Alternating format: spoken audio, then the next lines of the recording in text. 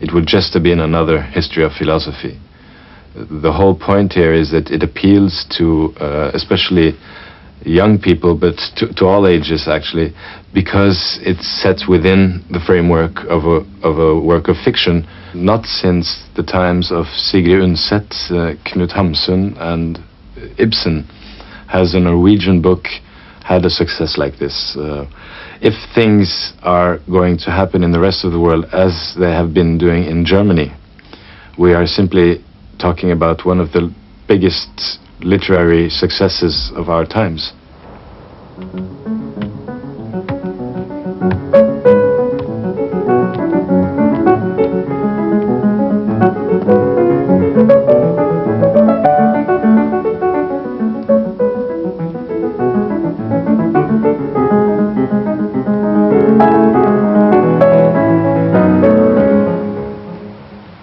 Die Philosophie muss den Staub von der Welt schütteln, damit wir sie so klar erleben wie als Kinder, ehe wir weltgewandt wurden, ehe wir damit anfingen, dieses wunderbare Abenteuer, in dem wir leben, zu entmystifizieren, indem wir es schnöde Wirklichkeit nannten.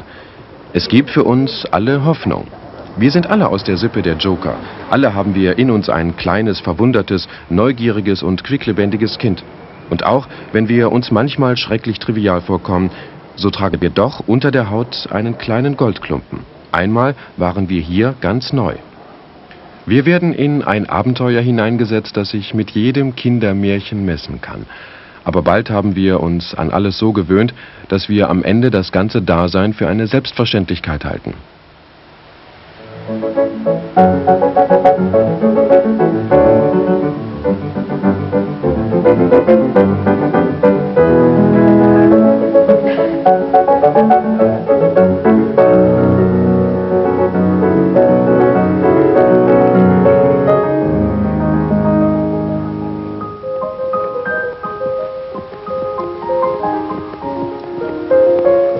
Die Welt wird niemals alt. Wir werden alt.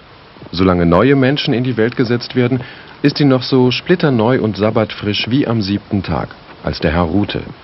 Das Kind ist gerade im großen Abenteuer eingetroffen. Und es macht uns immer wieder klar, dass wir uns daraus entfernt haben, indem wir es einfach Wirklichkeit nennen.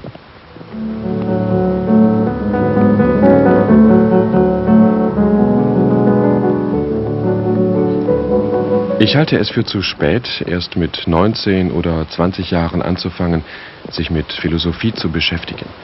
Es ist eine angeborene Eigenschaft, sich über das Dasein zu wundern. Aber sie muss in Gang gehalten werden.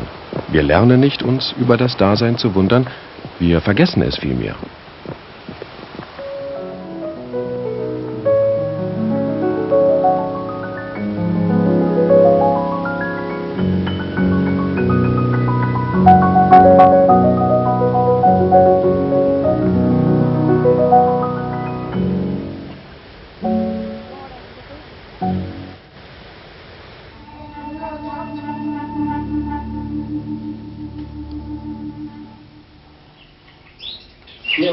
I have often been asked if I am also writing philosophy for small children. Well, now in fact I am writing the manuscript for 13 different drawn pictures, cartoons. They are all about philosophy for children from 6 years old. There is a frame story in this telling, a story about Joachim. He is expecting a little brother. Now, the mother in the first episode and the father, they are leaving for the hospital. And then when the little boy is alone, left by himself, he is getting visit from the space by a little character called Mika. In a way, Mika looks very much like a little brother, a little baby. He has all these sensual qualities that babies have. He's doing like this, and he's getting furious, he's screaming. And he's, after all, he's also very intellectual. He's asking questions about this world, exactly as Joachim imagines that his little brother, he will be called Mikael. He will ask a lot of questions, and of course then the elder brother Joachim will have to answer them. So in these 13 different chapters or episodes, Mika and Joachim, they are examining the world. They are trying to find out what the perception is, what the senses are, what is the universe, what is dream, what is reality, and everything is told as a story. I think that the story is important so that this is not, let's say, didactical, teaching things. I think that my point is that children and perhaps the grown-up can, after they have watched one of these episodes, start to talk about things they have seen in the movie. Well, now Mika has come to the earth and they are talking about what is up and what is down. Because, of course, Mika, he has always gone upwards. That's interesting, when you go up to the moon, at what point do you start to fall down on the moon? You are going in the same direction all the time. When we are born, we have to learn the rules, he's saying, the little boy, about the world we live in. In all worlds there are different rules. Of course we have the natural laws, which we are not born with the concept of the natural laws, we have to learn about them. We can never explain gravitation. Gravitation is just something that is. Oh, the telephone. Oh, I have some alarm in my ears. It's just the telephone, Joachim is saying. Oh, do I have a telephone in my ear? Take it out. It's dangerous. Oh, no, he understands now that the telephone is there. He only heard the sound from the telephone. When this little baby comes home, what happens then? All the world will have to be built up brick by brick. You know, word by word. That's how we learn to think and to speak, you know. And all the names. Joachim thinks that he will have to take part in this Bildungsprozess. He is doing some exercise on his own then with this little boy from the outer space. But it must be a story. I haven't written it yet. This is the next thing I will do. So as I've told before, I don't know exactly how the story will be. Just that I know it must be a story. Eine Erzählung.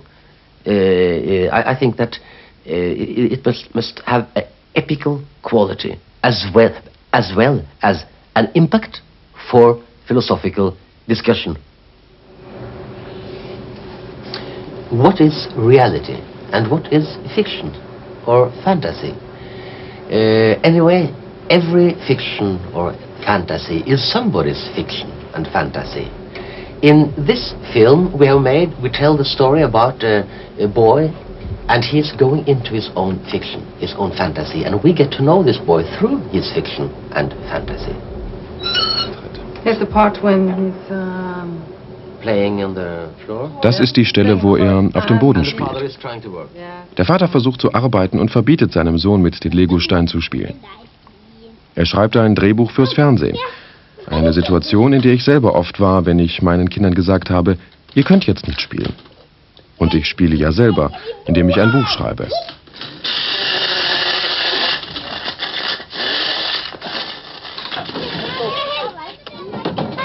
Nach einer Weile fängt der Junge an, mit unsichtbaren Legosteinen in seiner Fantasie eine eigene Welt aufzubauen und durchlebt dort seinen Alltag mit Vater, Mutter und Großmutter. Die Kinder dieser unsichtbaren Stadt, das ist der Titel des Films, haben ihre Eltern verlassen, weil sie nie Zeit hatten, mit ihnen zu spielen. Da erkennen die Eltern, was sie verloren haben und fangen wieder an zu spielen. Just the inventor and Ronja, which is the grandmother, yes. They are helpers in the story. Yes. And it's something to not make the helpers very therapeutic.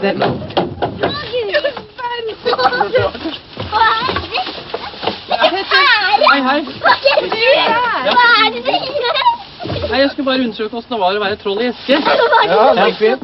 Ja, det gikk fint, men det er sterkt overdrevet. Now watch here, very carefully. Away. Yeah. And so something that really existed is all of a sudden away. And then it's just like this trick the whole film is about. You know, look at this. Yeah. Now there's a reality, the real Lego bricks. I take the real Lego bricks and I throw them away. Empty. So, I have to play with invisible Lego bricks. Yeah. And then, after a while, I just do like that, and they're back again. And so the whole film is about this trick. And also when I write, you have to you know that the reader follows you all the time. Then you have to take the reader's mind that direction so that you do the magi. You know, look, you must watch this hand very carefully. Very. Watch it and never ever look another place. Watch it, what I'm doing. Now it's gone. Oh. And then you have followed the hand all the time, so you didn't look at this hand. And Was then that the same that this French drop that you French did? drop, Yeah. and then it's back again. And this film is about how we, with our mind, do this trick. When we go from the real world into our fantasy, we get all impressions from the outer world, and then we conceive our own inner world. In Sofies Welt entdecken Sophie, Alberto und später auch Hilde, dass sie eine Erfindung sind von jemand, nämlich von Hildes Vater, der im Buch das Buch schreibt, das natürlich meine Erfindung ist, wie der Leser weiß. So spiegeln sich oft beide Ebenen in meinen Geschichten, die offenbar wirkliche Welt und eine fiktive. And then I hope that the readers of the book also will ask themselves questions about their world. I mean, our world, my world. And of course, I also may ask the question if the relationship between the writer and his book can be compared to the relationship between God and nature. Is there sort of a creator behind our world, as there is a writer, a creator behind a novel? And of course, by reading my books, people will see something of my nature in the way I describe the things in the book. Is it possible that philosophy and science might see something about God's nature? Or you might say his mind in nature, in the universe.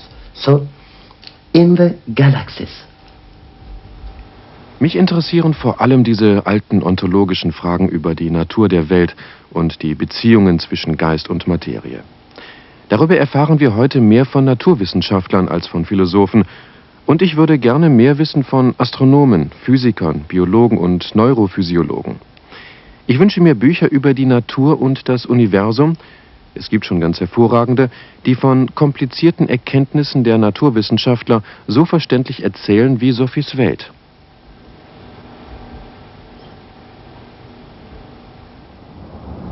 Så hvis jeg for eksempel ser en stjerne høyt oppe i himmelen, som la oss si 10 000 lysår borte, da ser jeg 10 000 år tilbake i tiden. Ja.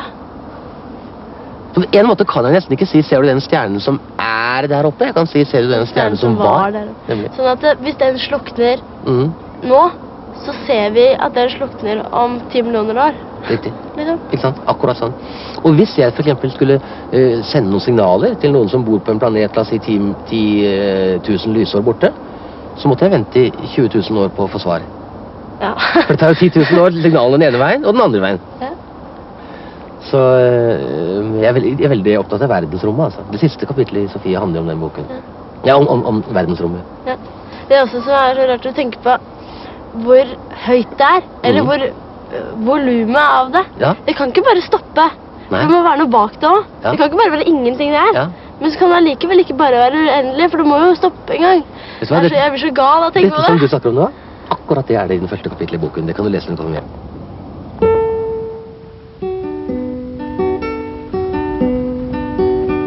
Auch du und ich haben mit dem Urknall angefangen.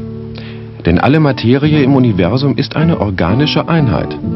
Irgendwann in Urzeiten war alle Materie zu einem Klumpen geballt, der so ungeheuer massiv war, dass ein Stecknadelkopf viele Milliarden von Tonnen wog. Diese Urmaterie explodierte wegen ihrer gewaltigen Schwerkraft. Was war, ging in Stücke. Aber immer wenn wir den Blick zum Himmel heben, versuchen wir, einen Weg dorthin zurückzufinden.